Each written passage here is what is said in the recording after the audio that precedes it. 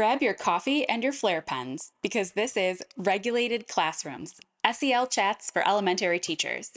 I'm your host, Stephanie Jenko-Gazecki. The kiddos used to call me Miss G, but you could just call me Steph. I'm a teacher turned SEL coach and the founder of Be Well to Learn, and I'm here to help you create calm, connected, and joyful classrooms, one day at a time. Each week here, we'll explore practical research-backed strategies for teacher wellness, student regulation, and social emotional learning that actually work in real K-8 classrooms. Expect relatable stories, coaching style support, and ideas you can use on Monday morning, whether you're setting boundaries, navigating big feelings, or just trying to breathe before the bell rings. Because in our circle, we believe that regulated teachers create regulated kids, and that you deserve to feel good while you teach. Come on in.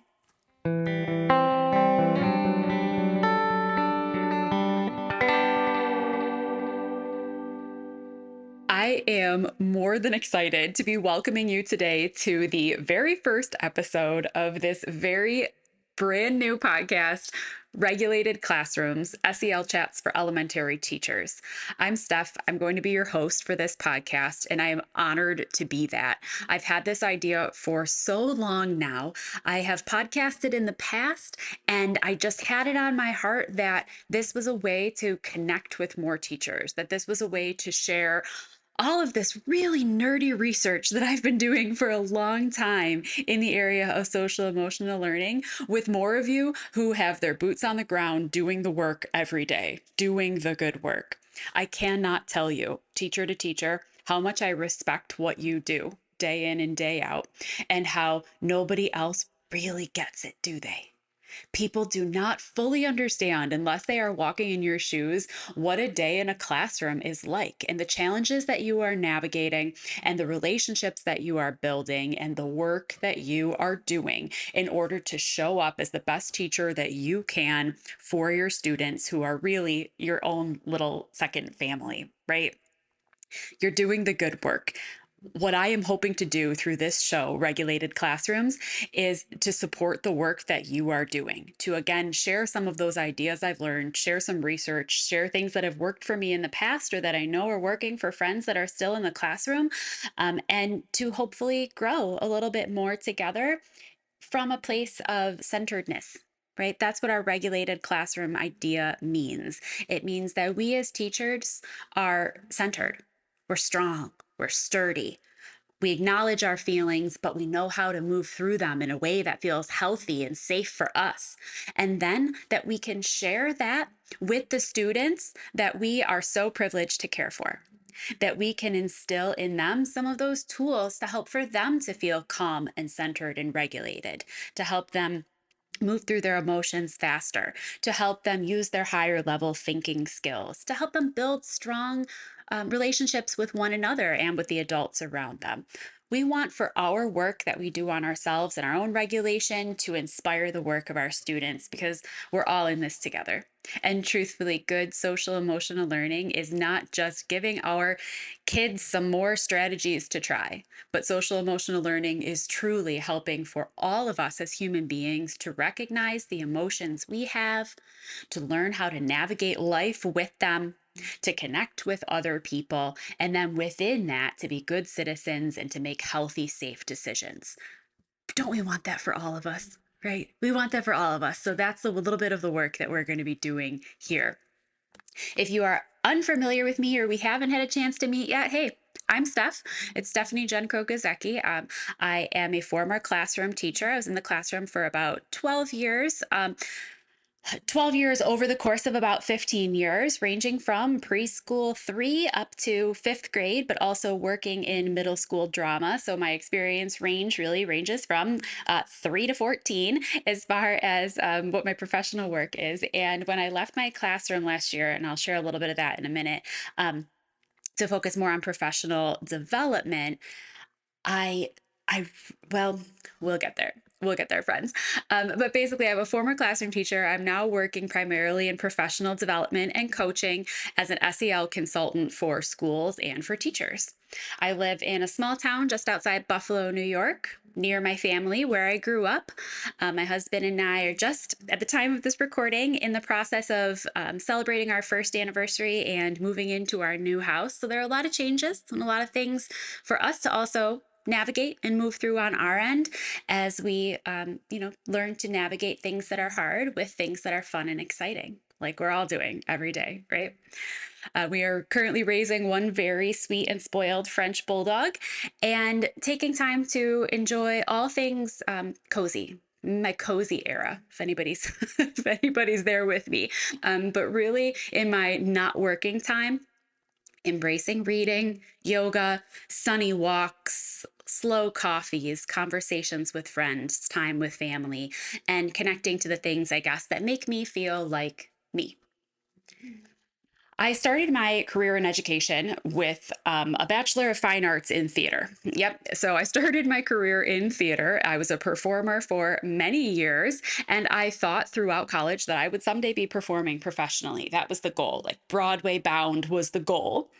But I quickly realized that my love for the stage, I think, was really about my love for connecting, my love for communicating, for exploring emotion, all the things that I'm doing now off of the stage.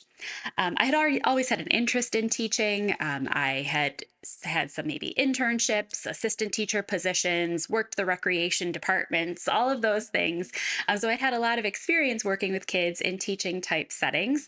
But it wasn't until I finished my Bachelor of Fine Arts that I decided I would go back to school and really dive into education. So I earned my master's in early childhood and childhood education at the University at Buffalo, went on to do some postmaster's work in students with disabilities. And I had the pleasure of getting to teach at the Early Childhood Research Center at UB while I was in grad school, which was such a joy, such an experience. That center was really, really based in Reggio Emilia and Montessori philosophies, a lot of thematic teaching, child-led learning, centers-based learning. It was so fun. And that's where a lot of my foundation in allowing students to explore and express who they are came from. After that time, I went kind of navigated through both public and private sectors, worked in some special education settings, academic intervention on a lot of RTI teams at the time and MTSS teams, IEP teams, and special social emotional learning committees, curriculum task forces. I've really navigated, I guess, what feel like a lot of areas of education over the last decade. And what I've found as the through line through all of it is ready for it, is building relationships. And I know that sometimes the idea of building relationships almost gets a bad rap because it's seen as some sort of quick fix or band aid for problems or situations that are deeper and need more time and attention and strategy. You know, that old "have you tried building a relationship" adage. And that's not what I'm talking about. I'm talking about building relationships in a way where you are being an honest, authentic, vulnerable person who sees and honors, this is some of my yoga coming in here, right? That you are being an honest, vulnerable, authentic person who sees and honors the honest, vulnerable authenticity in other human beings, and that you're able to connect over that you're able to connect over being human and working through the highs and lows of this life together. It doesn't mean you have to know who plays on what soccer team or that you have to know who's in dance classes and who has grandparents and all those things. Maybe those are things kids like to talk about, maybe they're not. But when I talk about building relationships, which we'll do a lot of on this podcast, it's really around the idea of how are you being a real human and seeing and honoring the humanity in your students. I started off on this journey toward coaching and consulting, like I said, moving away from my classroom, when I noticed that my favorite part of my day was often chatting with other teachers about their classrooms. During my prep periods, after school, online, passing in the hallway, teachers would frequently kind of gravitate toward asking me how I was handling things in my classroom, how I handled emotional outbursts of my students who'd experienced trauma, how I de escalated student behavior, how I kept my procedures consistent, or where in the world my energy and positivity came from when clearly both of those things were running low. And those conversations with teachers lit me up. I was coaching without even really realizing that's what I was doing. I was coaching teachers.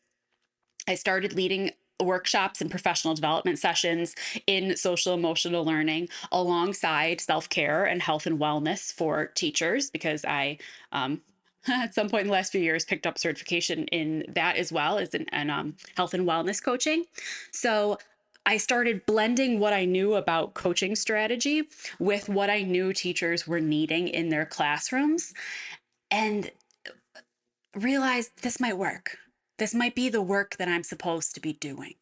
And it was another, big scary leap to say I'm going to leave a classroom where I know it's predictable. It could be hard, but I understand how to be a teacher. I'm going to leave that world of what I understand and venture into a world of consulting, which I'm just learning to navigate. But I know that this is work that is truly meaningful to me, that I'm really passionate about, and that is a place that I can support the good work that you are doing every day. And that's where Be Well to Learn was born from. Be Well to Learn was a space where I could help teachers take care of themselves and build classrooms that were rooted in regulation and empathy and connection with one another. Teaching is hard. It is hard and beautiful and sacred work. And it is work that can drain us if we're not really careful. And I've watched teachers around me burn out, and I myself have gone through periods of burnout. And I've witnessed those kind of split personalities that teachers have between school you and summer you, and all the countdowns to weekends and vacations and retirement, how many years till retirement teachers have. And honestly, I don't want for us to have to live like this anymore. I don't want for you to live like this for yourself or for your students, where you are burned out or you are counting down to a time when you don't have to be at school. I want you to enjoy it again. And I believe that regulating teachers and regulating students within classrooms is our key to doing that. And it's not easy work. It's not fluffy work. SEL is not fluff. It is the foundation for sustainable and joyful classrooms. It doesn't have to happen overnight. And I'm not going to share anything here that I really think is rocket science.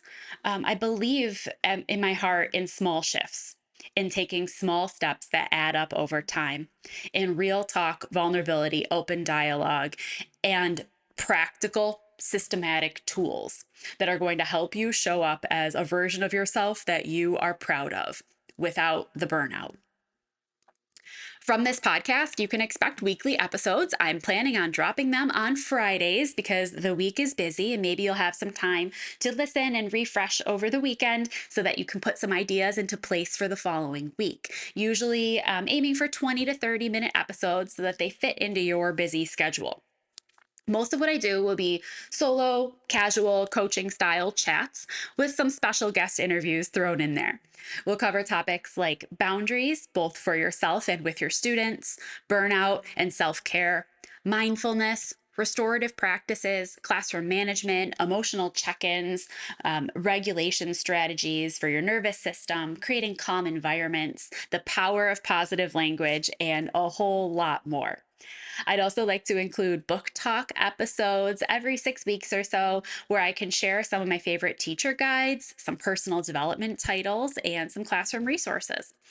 Everything I share will be grounded in research. Again, I am a super nerd and I devour books on social emotional learning, behavior, language, as fast as I possibly can.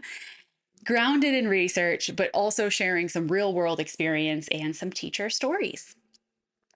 I want to thank you for pressing play on this episode, for checking it out. If you've made it this far, I hope that you stick around because I'm really glad that you're here and that you're willing to commit to some of these thoughts and this work together.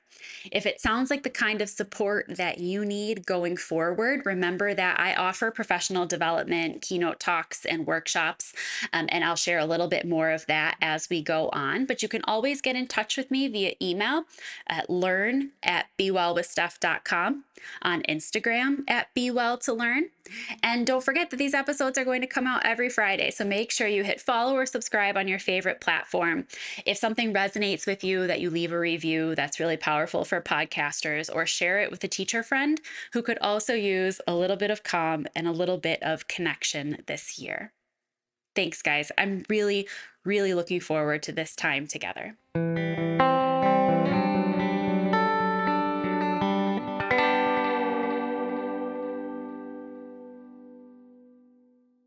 Thanks so much for joining me today on Regulated Classrooms.